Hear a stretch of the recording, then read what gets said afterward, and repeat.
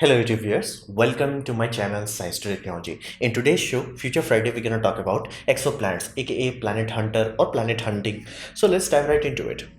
Well, when we say exoplanet, you have to understand the context of humanity. Because humanity is limited to the solar system, everything we think about starts from here. So what does that mean? We don't think of sun as a star, we think of sun as sun. When it's a sun. We even forget that sun is not a technical description, it's a name. Basically, there is a star, we call it sun. So this mindset extends outside of that. So what does that mean? That inherently means when we are studying planets, we are studying planets first, obviously, next to ourselves, which is like Mercury, Venus, Earth, Mars, Jupiter, Saturn, Uranus, Neptune, and all that. So we are like, okay, cool, these are planets. What about planets that are outside of us? Basically outside of our solar system, our star system, anything outside of it. What does that mean? We simply call them exoplanet. Now that's the problem with this. Exoplanet does not tell the difference between this galaxy or another galaxy, or the galaxy at the end of time. It does not care. It's basically either it's inside solar system or outside it. If it's outside, it does not matter where it is. It's not like, okay, Milky Way galaxies, basically anything that is in Milky Way and outside of a solar system, we call them exoplanet. No. It's like anywhere other than Milky Way, basically other than solar system equals exoplanet. So that's what we call exoplanet. Then you have to understand that mathematically we always knew they're supposed to be planets, but problem was because planets do not emit light, it's not something that you can just easily see. So first time where we are like, no, it's not a guess, we know for a fact that is a planet, happened on 9 January 1992.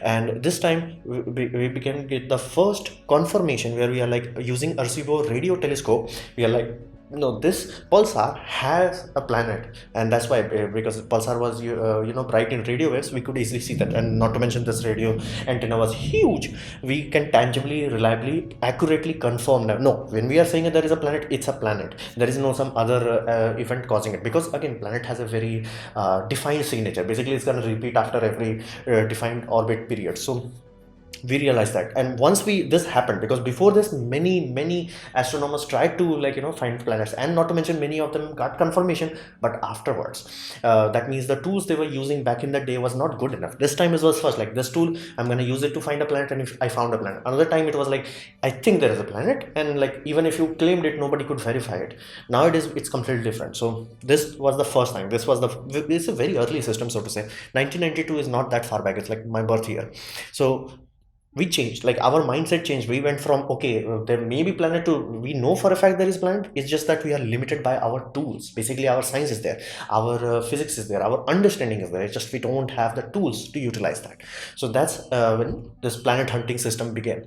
So first method we realized that we can truly, reliably, repeatedly detect is transit matter. Basically it's eclipsing a star. So when you have star and it like, let's say you are the star and there is a planet that is orbiting, I am the camera. So I'm observing like this, and the planet goes. What happened then? An eclipse happened. Now again, star is huge. So not to mention, this eclipse is not like a total eclipse where I'm barely gonna see the star. It's completely different. It's like a tiny little bit of dip. So if I take that one and made it into, like, let's say one is 100%, the dip that I'm talking about is barely 0.994. But again, our sensors are good enough that we can detect that nowadays. So that's what we are looking for. Basically, you have a star, you have planet that is giving us the tip. That's the first signature. Now this happens in regular interval. That's the critical aspect, because again, there are many things. There are many rogue planets, there are many dead stars, and many things that are littered throughout the universe. Many of them can block your pathways, and that happens. It's a normal thing. However, none of them will repeat,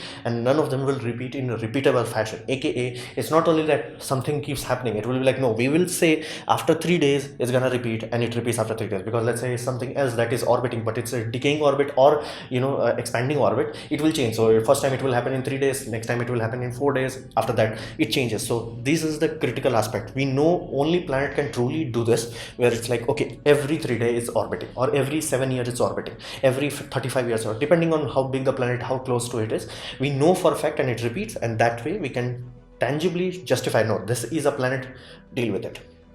Now, depending on our luck, basically the orbital plane, we are very dependent on orbital plane. So basically our orbital plane must align perfectly. So you have a star, The planet must go like this in order to me see it. Like if it's going like this, good luck, I'm not gonna see it. But if it's directly eclipsing the star, I can see it.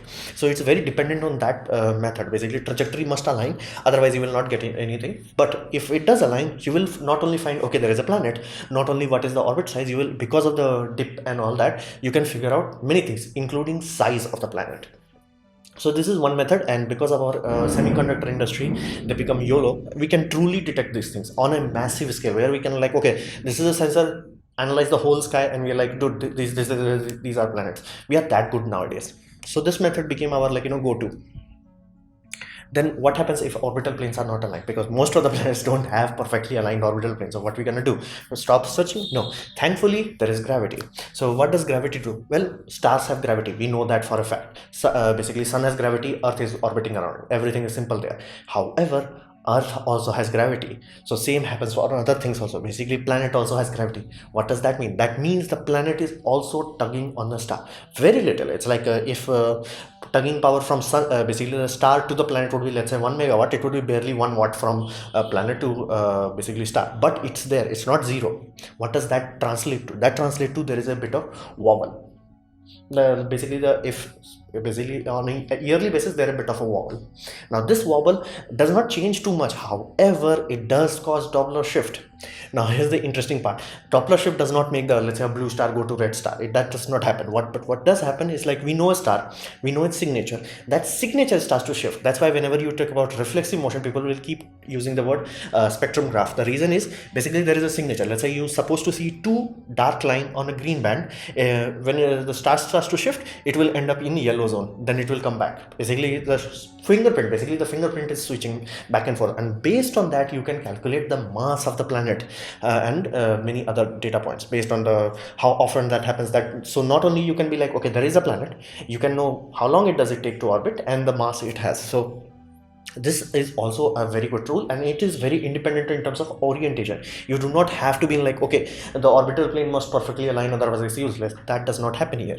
You're like, here is like, bro, I got this. No matter where the system is there, vowel would be there and you can reject it. So this also became our second very often used tool.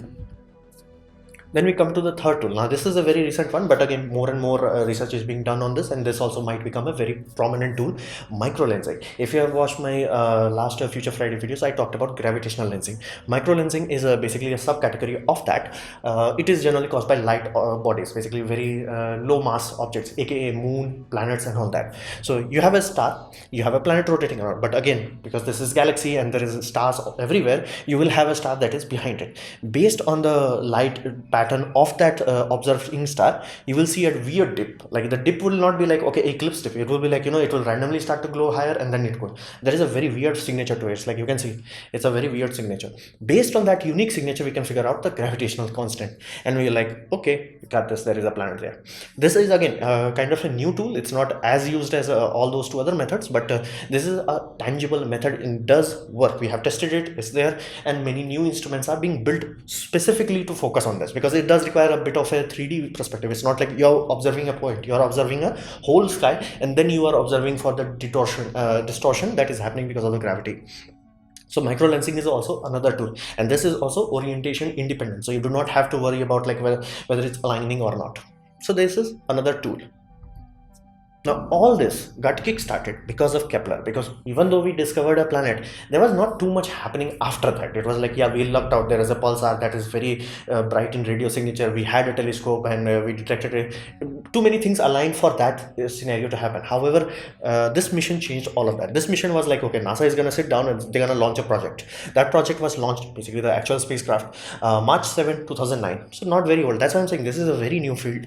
So they launched it, and this was like a sniper material. So like, I'm only gonna focus on one thing. When you look at the night sky, you are seeing a very wide field of view, very wide, like you're seeing a lot of things. This puppy was completely different. It was like, just focus on that, that's it. Like, instead of focusing like this, it was like, I'm only gonna focus here.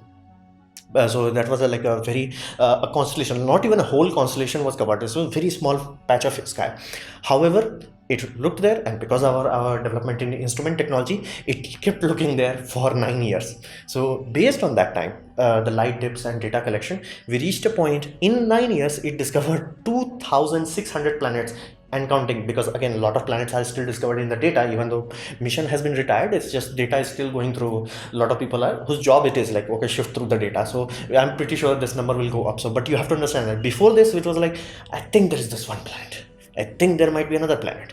This puppy is like hundreds of planets. So we went from basically megabyte per second to like gigabyte per second. So this changed everything. Basically, science fiction writer, they went from there is a new unknown star to like, okay, this star has this planet and this is the signature of that planet. Because the amount of information this puppy gave out, like that was like, whoa. This was the first time our mathematical model aligned with the reality that we were observing. Because this time mathematics was good, but our observational equipment was not good enough. This puppy changed that. So Kepler is on a different level. Basically it has its own catalog. So, okay, Kepler opened our eyes. We're like, okay, this is serious, this is real, we can actually observe it and we can tangibly benefit from that. However, people realized the mission was more or like a pinpoint. Basically, if you have to cover the whole sky, you would need around 400 of those puppies. So they're like, yeah, that's good, that's good. It is a very sniper, but what if we focus on closer objects and brighter objects? So then created the mission Tess. Now hilariously enough, Tess is cheaper mission. However, it will because of the way it's working, it has 4 cameras, and 4 cameras are covering a very large field of view basically, and total stack coverage. Basically once it does every orbit, it has a weird orbit. The orbit is designed in such a way that moon does not cast any shadow on it, shadow or brightness or whatever. Like basically the orbit was designed in such a way, and then when it's going closer to Earth, it will dump all the data. So basically it will collect every data on board, and during the Earth close transit, it's going to dump the data. So it has a very unique kind of array. It's not very simple, but it covers 85% of the sky. 85%. Basically, if you have 2-3 of these, done, you are capturing all of the sky. Again, it does have a side effect. Having such a wide field of view means you are inherently limited in like how dim of an object you can see. Basically, it's like a wide angle lens. It inherently does not allow you to see like very dim objects that Kepler can see. However, it's focusing on much a wider area, and it's gonna give us much better mathematical models of like how planets are distributed. Basically, if you are focusing on that area, all you are knowing about that area. If you're focusing on the whole star system, then the distribution models will be much more better.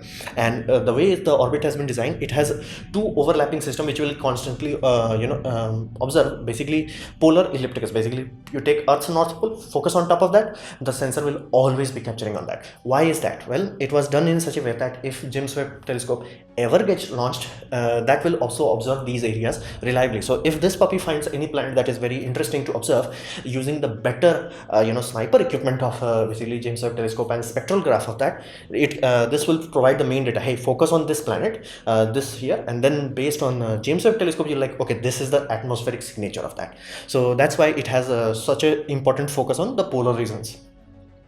So this is a next thing, and surprisingly the mission is not that expensive. It was surprisingly cheap, and it has like 350 times the field of view of basically Kepler. And if we ever launch like 5-6 of these where it has like continuous overlap coverage, we're done. Like at that point, for 100 to 500 light years, we will like, yeah, we know every single planet, including very small ones. So this was a successor to basically Kepler. And this is our right now, this is our highest end tool, which is not that expensive. So I'm very confident in upcoming years we're going to create something even better than this. So this was my presentation on exoplanets and how do we discover them, planet hunting and all that jazz. I hope you liked it, learned from it. In that case, please click the like button, share it amongst your friends. That will help me a lot. If you didn't like it, didn't enjoy it, I urge you to press dislike, press it twice to show me extra disappointment, and please leave a comment because I try to reply to all of them. Subscribe, press the bell icon if you're free, and as always, thanks for watching.